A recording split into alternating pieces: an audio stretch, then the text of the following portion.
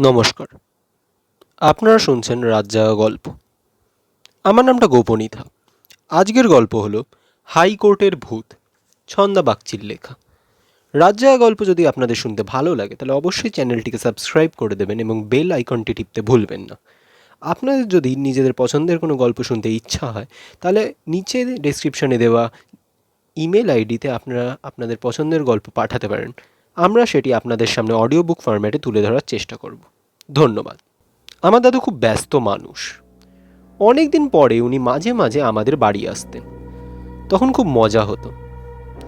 মা অনেক রকম রান্নাবান্না করেন। বাবা তাড়াতাড়ি অফিস থেকে বাড়ি ফিরে আসেন। কোনো অন্যায় করলে বকুনি খাবার ভয়ে নেই। সবচেয়ে মজা হলো সারাদিন দাদু আমাদের সাথে লুডো দাবা খেলেন, জোকস বলেন আর দেশ বিদেশের রকম রকম গল্প বলেন। দাদু স্পেশাল গল্প বলতে ছিল হাইকোর্টের গল্প। আমার দাদু হচ্ছেন হাইকোর্টের নাম ডাকওয়ালা উকিল। ওর জীবনের পাশে প্রতিদিন ঘটে চলেছে অসংখ্য ঘটনা, তারই কিছু কিছু আমাদের বলে। দাদুকে আমরা একদিন ধরে বসলাম হাইকোর্ট দেখব। আমরা মানে আমি, টিঙ্কু, আমার ছোট বোন আর মামাতো ভাই তোতন। একদিন চললাম দাদুর সঙ্গে হাইকোর্ট দেখতে। বাইরে থেকে আকাশচুম্বী তীক্ষ্ণ বর্ষা ফলকের চূড়াটা কতবার দেখেছি, এবার দেখব ওর ভেতরের অলিগলি। দাদু বললেন, ওই ওল্ড পোস্ট অফিস স্ট্রিটের লাল প্রাসাদটিতে সেই কবে থেকে কত বিচিত্র কাহিনী ঘটে চলেছে, অথচ কতটুকুই স্মৃতি ধরে রাখতে পেরেছি। চলো আগে সব দেখাই, তারপর বাড়ি ফিরে একটা চমক লাগানো গল্প বলবো। এই বাড়িটার নাম টেম্পল চেম্বার। সেই কতকাল আগে সাহেবদের আমলে তৈরি। এর উল্টো দিকের বাড়িটা হাইকোর্ট। তোতন বলে, এর নাম টেম্পল চেম্বার কেন হলো? দাদু হেসে বলেন, বলছি বলছি এই যে মস্ত বড় হলদি বাড়িটা, কেমন খুব খুব বোলতার চাকের মতো দেখছো? এর এক একটি খুব এক একটি অ্যাটর্নির বাসা। এখানে তিন দুপুরেও আলো ঢুকে না। এক একটা ঘরে বড় বড় পার্টিশন, মস্ত বড় বড় টেবিল, ঘিরে অনেকগুলো চেয়ার।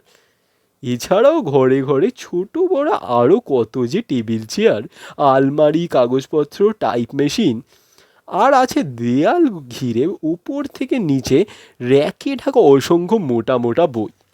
এমনই একটা ঘরের সুইং ডোর ঠেলে দাদু বললেন, এরই নাম চেম্বার।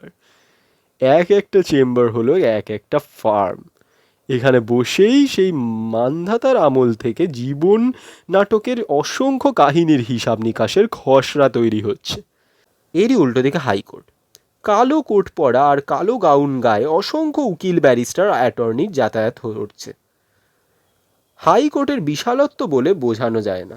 অসংখ্য অলিগলি, খাঁজ থেকে ওপরে পেঁচিয়ে উঠে গিয়েছে উঁচু উঁচু সিঁড়ি। একতলা, দোতলা, তিনতলা জুড়ে বড় বড় কোর্টরুম, আর দোতলা তেতলা সিঁড়ির বাঁকে বড় বড় মস্ত মূর্তি আর ছবি। এমন নিথর তাকিয়ে থাকে, গা ছমছম করে। সব জায়গায় নানা জাতির স্ত্রী পুরুষ গিজগিজ করছে। সেদিন দাদুর সাথে হাইকোর্ট দেখে যতখানি চমক খেয়েছিলাম, তার চেয়ে বেশি চমকেছিলাম দাদুর সেই গা ছমছম গল্প শুনে। দাদু বললেন, এই যে জনঅরণ্য দেখলি, কিন্তু মজার ব্যাপার কি জানিস? লাখ টাকা ঘুষ দিয়েও একজন দারোয়ান পর্যন্ত ওই কোর্টে সন্ধ্যের পর যাবে। কেন জানিস? আমরা বোকার মতো তাকিয়ে আছি। ভূতের ভয়। আরে সন্ধে হলেই হাইকোর্টে ভূত ঘুরে বেড়ায়, আর জীবন্ত কাউকে পেলেই ঘাড় মোটকে দেয়। আমরা একসঙ্গে আতকে উঠি। লোকের ধারণা অনেক সময় অন্যায় বিচারেও প্রাণদণ্ড হয়, আবার দুষ্টু ভয়ঙ্কর লোকেদের ফাঁসির সাজা হয়। সেই সব অতৃপ্ত আত্মারা নাকি প্রতিশোধের আশায় ঘুরে বেড়ায়। এমনি একটা আমার জানা ঘটনা বলছি। আমার তখন যুবক বয়স, হাইকোর্টে সবে জয়েন করেছি। এসেই শুনলাম এবং প্রত্যক্ষও করলাম সন্ধে হবার পর কেউ থাকতে রাজি নয়। তখন ইংরেজ আমল। এক ইংরেজ মহিলা টাইপিস্ট আমাদের ফার্মে কাজ করতেন। প্রতিদিন কাজের শেষে ওর স্বামী গাড়ি করে নিয়ে যেতেন। একদিন ব্যতিক্রম হলো, কোনো কারণে ভদ্রমহিলা আগেই চলে গেলেন। আমি সন্ধ্যের আগেই বাড়ি চলে আসি। পরদিন কোর্টে গিয়েই শুনি মেম সাহেবের স্বামীকে মৃত অবস্থায় ভেতরের করিডোরে পাওয়া গেছে। জানা গেল উনি জানতেন না মেম সাহেব চলে গেছেন। সবার বারণ সত্ত্বেও স্ত্রীর খোঁজে রোজকার মতো ভেতরে ঢোকে। দারোয়ান চলে যায়, তারপর কি হয় কেউ জানেই না। মৃত্যুর কারণও জানা যায়নি তদন্তে, শুধু চোখ দুটো স্থির তাকিয়েছিল। এরপর একদিন আমার অভিজ্ঞতার কথা বলি। সারাদিন চেম্বারে বসে প্রচুর কাজ করেছি।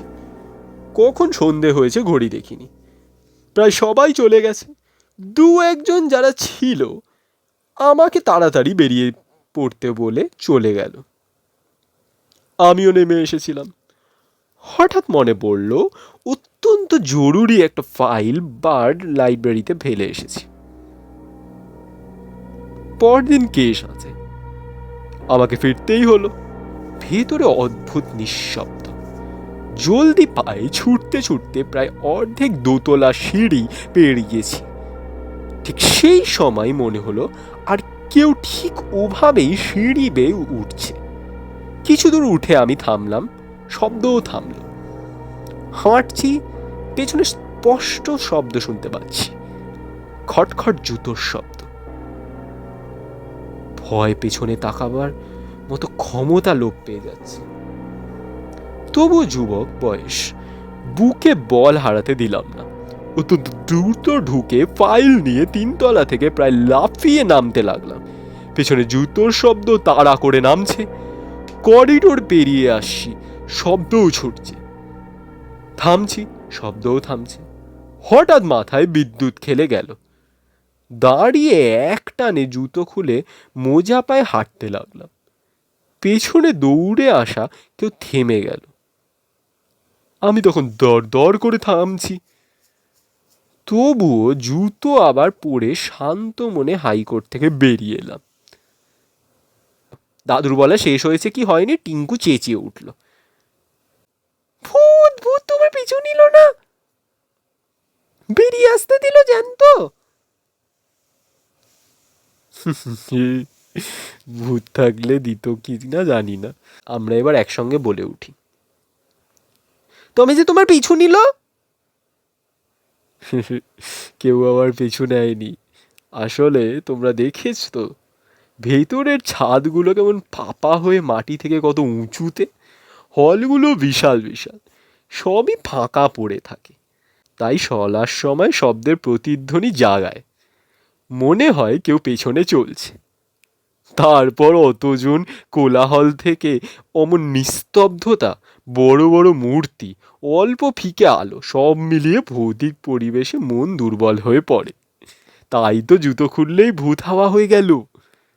ভাগ্যিস মাথা ঘুরে সিঁড়ি থেকে পড়ে যায়নি, তাহলেই সবাই বলতো ভূতের কাণ্ড। আমিও হয়তো তাই ভাবতাম। কিন্তু সাহেব যে মারা গেলেন, ঠিক আগে যা বললাম ওই অবস্থা। ভূতের মাথায় এই অবস্থায় আলো ছায়াতে ভূত দেখে তিনি নির্ঘাত সেই অবস্থায় হার্ট ফেল করেছিলেন। তাই তো বলি, বিপদে মাথা ঠান্ডা রাখবে, তবেই বিপদ কেটে যাবে। হা হা হা।